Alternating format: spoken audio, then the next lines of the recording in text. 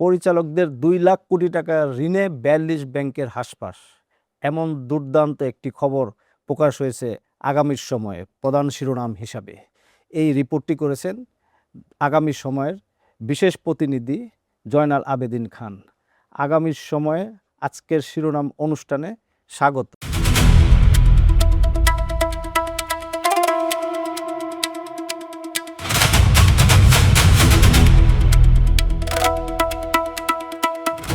জয়নাল আবেদিন খান, আপনাকে ধন্যবাদ। এই ধরনের একটা রিপোর্ট করেছেন আপনি।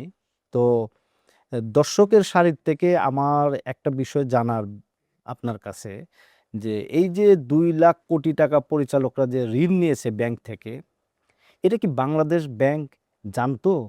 আর আরেকটা কোশ্চেন হচ্ছে যে বাংলাদেশ ব্যাংক জানার পরও কি কোনো ব্যবস্থা নেয়নি? এই বিষয়টা একটু যদি আমাকে খোলাসা করে একটু বলে দেন। এখানে যে প্রশ্নটি আপনি এখানে উত্থাপন করেছেন আজকের শিরোনামের ভিত্তিতে, যে আসলে বাংলাদেশ ব্যাংক জানতো বা জানতো না, আসলে না জানার কোনো তো উপায় নেই। কারণ বাংলাদেশ ব্যাংক একটা নিয়ন্ত্রক সংস্থা হিসেবে অন্যান্য সকল ব্যাংকের নাভির মতো এখানে সবকিছু তথ্য পুঞ্জীভূত তাদের করা কাছে হয়। থাকে, হ্যাঁ। সো এই জায়গাটাকে নতুন করে বলারও কোনো সুযোগ নাই যে তাদের কাছে তথ্য আছে কিনা। তাদের কাছে তথ্য অবশ্যই আছে, এবং আমরা যতটুকু জানি যে এটা সংশ্লিষ্ট বিভাগ, বা যদি বিআরপিডি 2 বলি আমরা, এখানকার মানে ফোল্ডারের মধ্যে তারা লক করে রাখে এই ঋণের তথ্য। ঋণের তথ্য। যেন তথ্যটা বেসিক্যালি পরিচালকদের পক্ষ থেকে অনেক সময় তথ্য প্রকাশের অনেক চাপ থাকে। ইতিপূর্বে এরকম ঘটনা একবার ঘটেছিল। তো সেই জায়গা থেকে যদি আমরা দেখতে চাই, তাহলে পরিচালকদের ঋণ যে এত বেশি বা 2,08,000 কোটি টাকা, সেটা বাংলাদেশ ব্যাংক জানে, এবং জানার পরও অনেকটা নীরব ভূমিকা পালন করেছে। যদি আমরা আরেকটু খোলসা করে বলি, যে বাংলাদেশ ব্যাংকের সহায়তায়, বাংলাদেশ ব্যাংকের নাকের ডগায় এসব হয়েছে।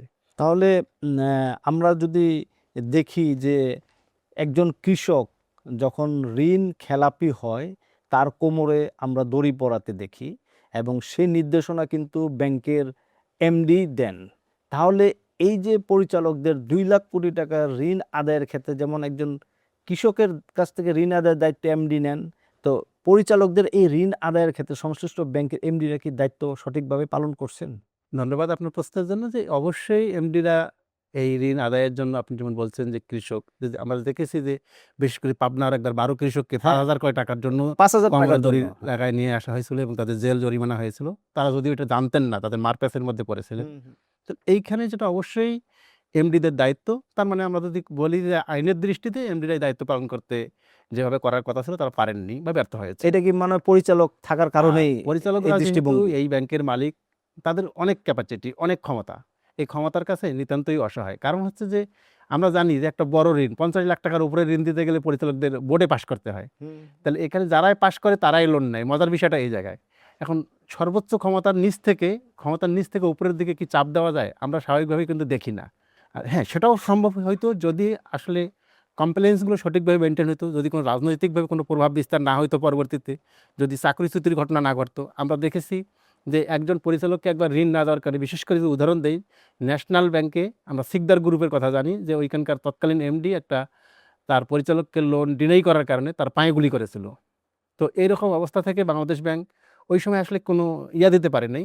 যদি ডেকে বলছে যে এটা মিলেমিশে চলেন, তার মানে অনিয়মগুলোকে অনেক সময় মিলেমিশে চলার মতো ঘটনাও কিন্তু বাংলাদেশে তার মানে আছে। আরেকটা বিষয় আপনার কথা থেকে আসছে, তাহলে কি এই সমস্ত ঋণ দেওয়া নেওয়ার ক্ষেত্রে রাজনৈতিক কোনো হস্তক্ষেপ প্রভাব ছিল বা আছে কিনা আপনার কি মনে হয়? হ্যাঁ, অবশ্যই আমরা জানি যে বাংলাদেশে যে ব্যাংক, এই ব্যাংক নিয়ে অনেক কথা আছে যে আসলে যতগুলো ব্যাংক এতগুলো দরকার আছে কিনা।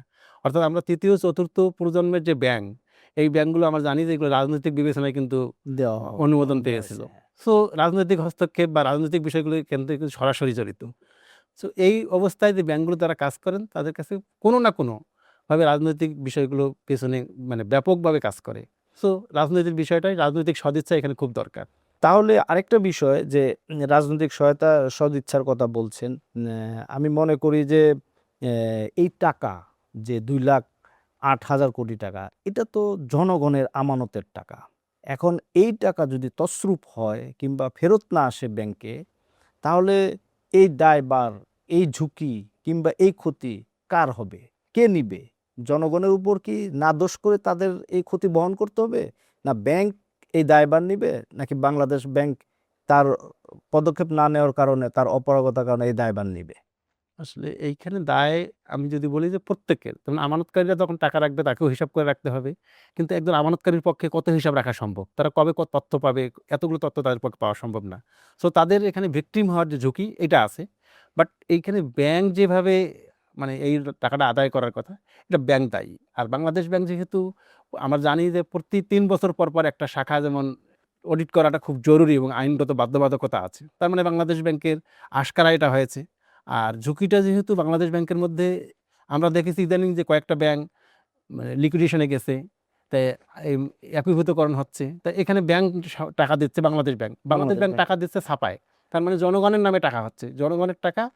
আর ব্যাংক যারা মালিক, এরা ব্যাংকের এদের কিন্তু দায় ওইভাবে আমরা দেখতেছি না, তাদেরকে দায়ী করা হচ্ছে না বা তাদেরকে বিচারের মুখোমুখি করা হচ্ছে না। আচ্ছা না। তাহলে এইখানে আমরা দেখলাম যে আলটিমেটলি ঝুঁকির মধ্যে থাকলো আমানতকারী, আর ক্ষতিগ্রস্ত হচ্ছে দেশের সাধারণ মানুষ। সাধারণ যদি বাংলাদেশ ব্যাংক কোনো টাকা ছাপায়, এটা কিন্তু সাধারণ জনগণের টাকা, ব্যাংকের কোনো কর্মকর্তা বা বাংলাদেশ ব্যাংকের গভর্নর বা তৎপর্যায়ের কোনো কর্মকর্তার টাকা নয়। তো এই জায়গাটা আমাদের জন্য মানুষকে যাতা করে পিষ্ট করতেছে। বাংলাদেশ ব্যাংক আমরা জানি যে গত দুর্বল ব্যাংকগুলোকে সহায়তার জন্য এখন পর্যন্ত ৮৫,০০০ কোটি টাকা ছাপাই দিয়েছে, সহায়তা হিসাবে দিচ্ছে। সহায়তা হিসেবে দিয়েছে, অথচ এখান থেকে একটি টাকাও আদায় হয়নি। তাহলে এই দায়টা কিন্তু জনগণের, মানে ভোগান্তিটা জনগণের, ক্ষতিগ্রস্ত হচ্ছে আমানতকারীরা। আর এখানে মুনাফা বা সব সুবিধা লুফে নিচ্ছে বাংলাদেশ ব্যাংকের এক শ্রেণীর অসাধু কর্মকর্তা, আর মূলত সব সুবিধা যাচ্ছে পরিচালকদের কাছে। আমরা এর থেকে পরিত্রাণ পেতে চাই। এর আগে আপনাকে আরেকটা বিষয়ে প্রশ্ন করে আমরা পাঠকের জন্য বা দর্শকের জন্য সেটা জানাতে চাই যে ২ লাখ কোটি টাকার যে ঋণের ফিগার, এটা নিশ্চয়ই একদিনে হয়নি, এটা হতেও একটা সময় লেগেছে। তাহলে এই সময় কি বাংলাদেশ ব্যাংক এই যে ঋণ পরিচালকদের যে ঋণের অঙ্ক, ডাটা, পরিসংখ্যান এইগুলা কি প্রকাশ করার কোনো প্রয়োজনীয়তা মনে করে নাই? আমরা জানি যে অনেকভাবে এটা একটা সতর্ক হিসাবে তো বাংলাদেশ ব্যাংক এই পদক্ষেপ নিতে পারে। আমরা দেখেছি যে বাংলাদেশ ব্যাংক সবসময় নির্দেশনা দেয়। বাংলাদেশ ব্যাংক একটা কাগজে প্রতিষ্ঠানের মতো অনেক কোনো সময় কাজ করে। রেগুলেটরি বডি তাদের যে ভূমিকা, এটা ফেল করেছে। আমরা জানি যে ২০১৬ সালে এই ২,০৮,০০০ কোটি টাকা কিন্তু ছিল না। ২০১৬ সালে, অর্থাৎ মাত্র ১০ বছর আগে ছিল ৭০,০০০ কোটি টাকা। কিন্তু যখন আমরা দেখছি রাজনৈতিকভাবে দেশের সব জায়গায় যখন একটা অলিগার্কদের হাতে চলে গেছে, তখন কিন্তু এই ব্যাংক ব্যবস্থাটাও অনেকটাই অলিগার্কদের মানে অনেকটাই অঘোষিত অনুমতি নিয়েই কিন্তু সব কিছু হয়েছে। সো বাংলাদেশ ব্যাংক এখানে অনেকটাই অসহায় ছিল। কিন্তু বাংলাদেশ ব্যাংক যদি অসহায় হয়, তাহলে সাধারণ আমানতকারী বা মানুষ যাবে কোথায়? এই প্রশ্নটা কিন্তু শুধু প্রশ্নই না, এটা আমাদের ভাবার বিষয়, এটা আমাদের চিন্তার বিষয়, এটি আমাদের এখনই সময় এর সাথে ব্যবস্থা নেওয়ার বিষয়। না হলে জাতি একদিন কোথায় যাবে, এর বিশেষ অনিশ্চয়তাটা করে কোথায় গিয়ে যাবে। ব্যাংকিং খাতে যে দুরবস্থা চলছে, সর্বশেষ বিষয় আপনার কাছে একটু জানি, আপনি খুব ভালো একটা সাবজেক্টের উপরে এই তথ্য তুলে নিয়ে আসছেন। আমার আরেকটা বিষয় জানার বিষয় হলো যে বাংলাদেশ ব্যাংক যদি এই পদক্ষেপগুলা শুরুতে এই পদক্ষেপের ক্ষেত্রে বা এই বিষয়ে কঠোর হতো, তাহলে কি এই ঋণের অঙ্ক এত তো পর্যায়ে যেতে পারতো না। আরেকটা বিষয় হলো যে বাংলাদেশ ব্যাংকের বা যে ব্যাংকে পরিচালকরা এই ঋণগুলো নিয়েছে, তারা কি এইটা কি ঋণ তাদের ব্যবসা পরিচালনার জন্য নিয়েছে, নাকি ব্যাংকের ভিতরে এক শ্রেণীর এই লুটপাটের স্বর্গ হিসেবে এই ঋণগুলা নিয়েছে? এটা কি ঋণের ব্যবসা, যে পরিচালক নিয়ে অন্য কোথাও ব্যবসা করছেন, বা কি আসল বিষয় এটা? ধন্যবাদ। আমি একটা জিনিসই বলি যে ব্যাংক শুধু ঋণ দেয় এটা না। ব্যাংকের কাজ আছে ঋণ দেওয়া, ঋণ মনিটরিং করা, এটা ব্যাংকের ঋণ প্রোফাইল করা, এটা আদায় পর্যন্ত ব্যাংকের যে সার্বক্ষণিক যে দেখভাল করা, এটা কিন্তু অনেক ব্যাংক আসলে করে নাই। করে না নাই। করার কারণে আমরা দেখেছি যে এই ঋণ কোথায় গেছে। আমরা এমনও দেখেছি যে নদী, সরকারি খাস জমি আমানত সেখানেও ঋণ দেখাইছে। গেছে। তো এইখানে যদি নদীর মেঘনা নদী, পদ্মা নদী, যমুনা নদীর সরকারি জমি, পৌরসভার জমি, বা দেখা গেল যে ইতিমখানার জমি ব্যবহার করা হচ্ছে, যেগুলো আসলে জমি নাও তাদের। তা এগুলো আমি বলি একটা অনেকটাই যোগসাজশে হয়েছে। আর যদি এগুলো শুরু থেকে মেনটেন করা হয়তো, তারা যে তাদের শেয়ারের মানে মোট শেয়ারের যে অর্ধেক ঋণ পায়, সেইটুকুর মধ্যেই সীমাবদ্ধ থাকতো।